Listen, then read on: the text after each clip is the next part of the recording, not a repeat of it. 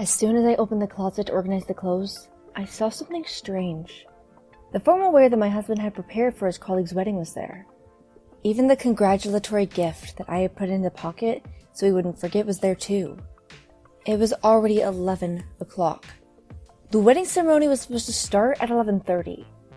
Feeling a bit of panic, I immediately called my husband.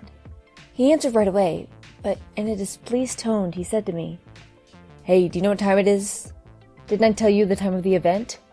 "I'm sorry, but at home The wedding's about to start. I'm hanging up.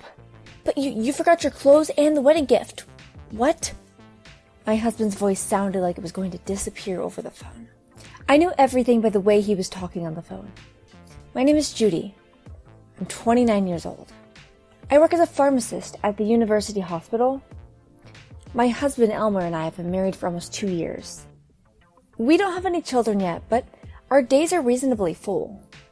However, I'm almost 30 years old. It's said that if you're going to have a child, it's better to have it early.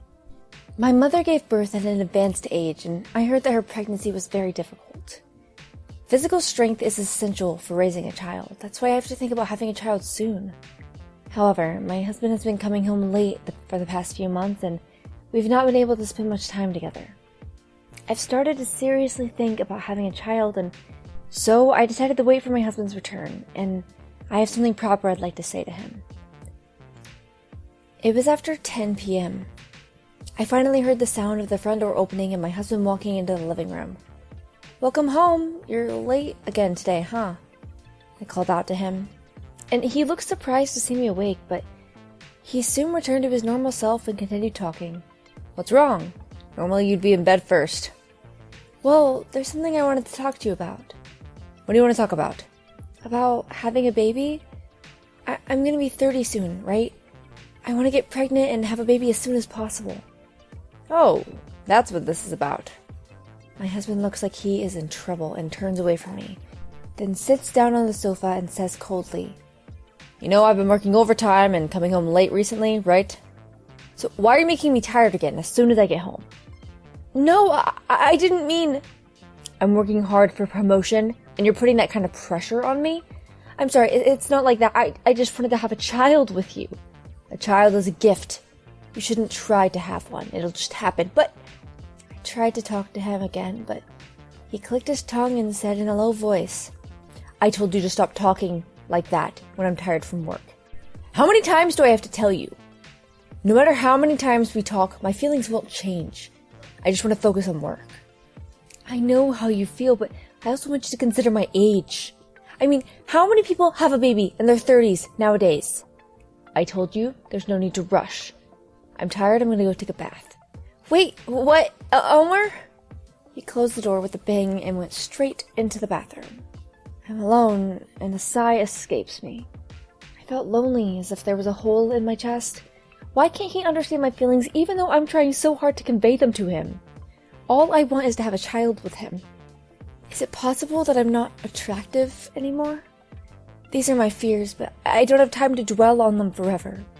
I have to think about what to do and how to do it. However, it would be difficult to talk to my husband today again like this. Convinced of this, I decided to talk to him another day. But after that day, my husband came home later than ever. It became normal for him to come home after 11 p.m., and sometimes he even came home much later. Not only that, but his attitude towards me became more and more curt. "Hey, Elmer, want to go somewhere with me on vacation?" I asked my husband one morning, but he simply said without looking away from his phone at all, "Oh, sorry, I can't. Not only this weekend, but I'll have to go to the office on holidays from now on." "What? Does this mean you have to work on your days off?" "Well, something like that. I've got a lot of work to do." "But it doesn't mean every week, right? At least one day would be..."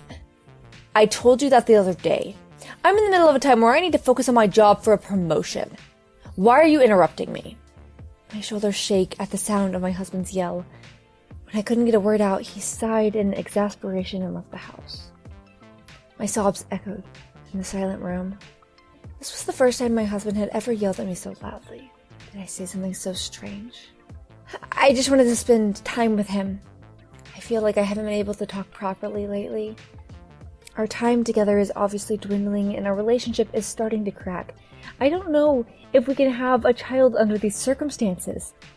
We can't go on like this. I decided to set a date in advance and set up a meeting to discuss the situation. I told Elmer that we would talk on the last Sunday of the month. Until then, we kept our conversations at the bare minimum. Perhaps I should have told him earlier. However, he has an important job now and he has to give up the holidays to go into his office. Even if I said, we will talk this weekend, he may already have his work schedule. Therefore, I decided to give him more and more room for myself to be specific about the Sunday of the next month. My husband looked at me with a disapproving expression, but he only said one word. Okay. He must have thought in his own way that he could not postpone the discussion any longer.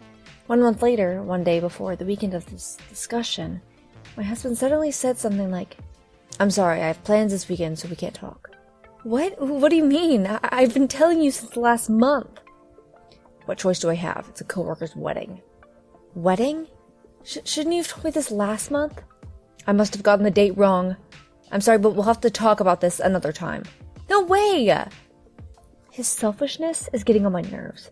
I've endured for a month, but my husband does not understand my feelings at all. There was no way I could back down from this, so I retorted forcefully. Stop screwing around! How do you think I've been waiting for this all day and we could talk? How can you break a promise so easily? Don't be so angry. I'll make time for it another time. That's not the point. How can you say that? You're so persistent. I didn't say we can't be apart forever.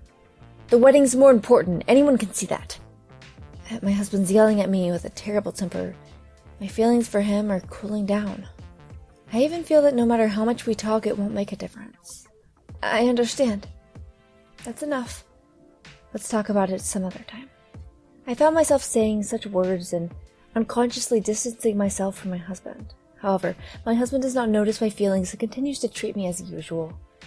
One day, just a few days before his colleague's wedding, and before going to work, he said to me, can you take my clothes I'm going to wear for the wedding to the cleaners? And can you make sure to prepare a congratulatory gift for me? Huh? Wait a minute, why should I?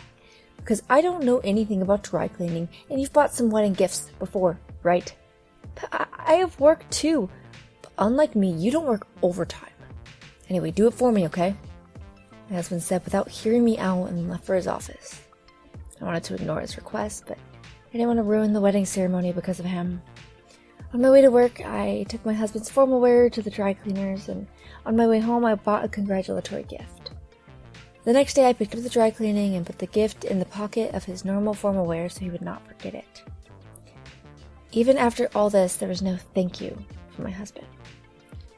On the contrary, he was looking at his phone or tablet until late after he came home. On the day when we were supposed to have a discussion, I went to the movie theater alone in the morning because that's what I wanted to do. I watched the first movie of the morning, had a late breakfast at the cafe, and came home. It was 10:30 in the morning. My husband was already gone, so he must have left for the wedding. In the corner of the living room, his laundry, which I had asked him to put away for himself, had been left there for days. If I don't do it, it'll probably stay there for the rest of my life. I couldn't bear to have the room cluttered and feeling unhappy, so I took his laundry and went to his closet. Huh? Why? As soon as I opened the closet to organize his clothes, I was surprised to see something in front of me. There it was, the formal wear that I had prepared for my husband for his colleague's wedding. The congratulatory gift I had put in the pocket so he would not forget it there too. It was already 11 o'clock. The wedding ceremony was supposed to start at 11:30. Feeling a bit of panic, I immediately called my husband. He answered at once, but he was obviously unhappy and said, Hey, do you know what time it is? I told you the time of the ceremony, right? I'm sorry, but at home The wedding's about to start. Damn, I'm hanging up now. But you forgot your clothes for the wedding and the congratulatory gift. Huh? My husband's voice sounded like it was about to disappear over the phone. Even though I can't see him, I can sense that he's clearly upset. Immediately after that, a woman's voice saying, What's wrong? Could be heard in the background over the phone. My husband hung up the phone in a hurry, and I certainly heard her voice. At that moment, everything I had been feeling started to make sense. My husband had betrayed me and cheated on me. Oh yeah, and so what was that? The reason he'd been coming home late, saying he was working overtime, was because he was with his affair partner. It's all a lie to deceive me. I called down my anger and my husband and thought, first of all, I have to find the evidence. Then I thought of the tablet my husband usually uses. The proof would be in his phone, but he's out of the house right now. He must have taken his phone with him. If so, the tablet would be the only clue. I immediately went to my husband's room and opened the tablet. It was not a smartphone, so it was unlocked and I could access it easily. I went to the Messages app and the Photos folder and found messages with a lot of photos of a very different girl from me. It turns out that it was not just a simple affair. The messages and photos were more graphic than I had imagined. After transferring the evidence to my own phone, I packed the bare minimum belongings in my bag and hurried. My parents were very surprised to see me all of a sudden coming home with my belongings. When I explained the situation to them, my father was furious. He told me that he knew a divorce lawyer and I was able to use him. He told me that all the evidence I had was very strong and if the other party did not disagree to divorce, that we would be fine. I decided to have a certified letter prepared. When I was steadily preparing for my divorce, my husband did not contact me at all. He must have been so scared that he didn't even send me a message. However, I have no sympathy for my husband. He's a stranger to me now. The first time I heard from my husband was a week after I left home. It was probably because he had received the certified mail I had sent. He yelled at me from the very beginning. Hey, what the hell is this? Even though he had betrayed me, his wife, he was very angry at me instead of being apologetic. I said to my husband coldly, who showed no sign of remorse. What do you mean? I think everything is written in the documents you received. But that doesn't mean you can ask for alimony. I'll divorce you, but don't ask me for this kind of money. What are you talking about? You deserved it for what you did. I'd rather just settle it with money. I don't have any.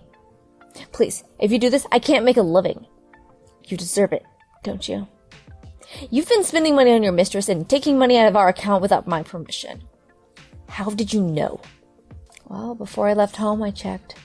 I checked the bank book and the drawer for any change in the balance. Sure enough, the $300,000 in our shared bank account had decreased to $10,000. Perhaps my husband had spent the money on his affair partner.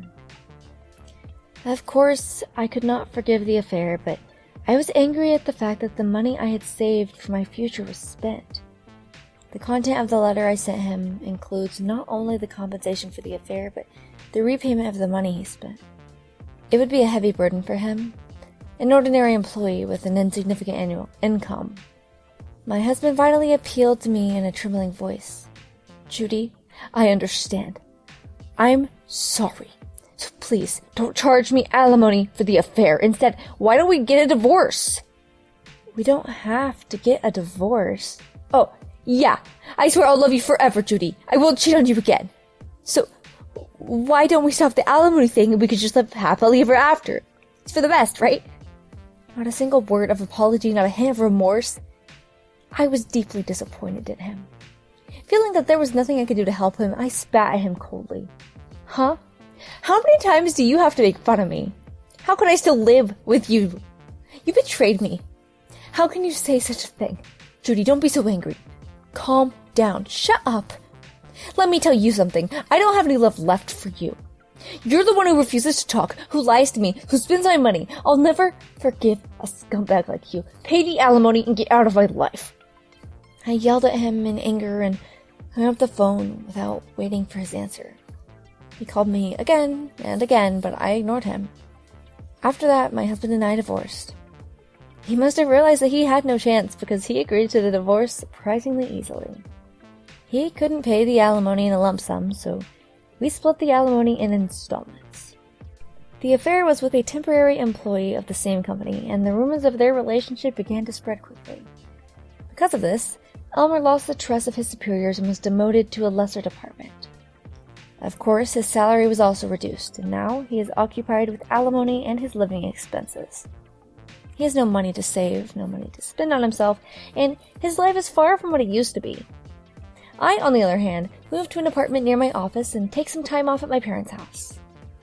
Now that I'm living alone, I'm leading a fulfilling life both at work and in my private life. Although I have a divorce on my marriage record, I have no regrets. Maybe it's because I can live freely and honestly in this life. I have suffered a lot, so it's okay I take a little rest. From now on, I hope to pursue my happiness at my own pace.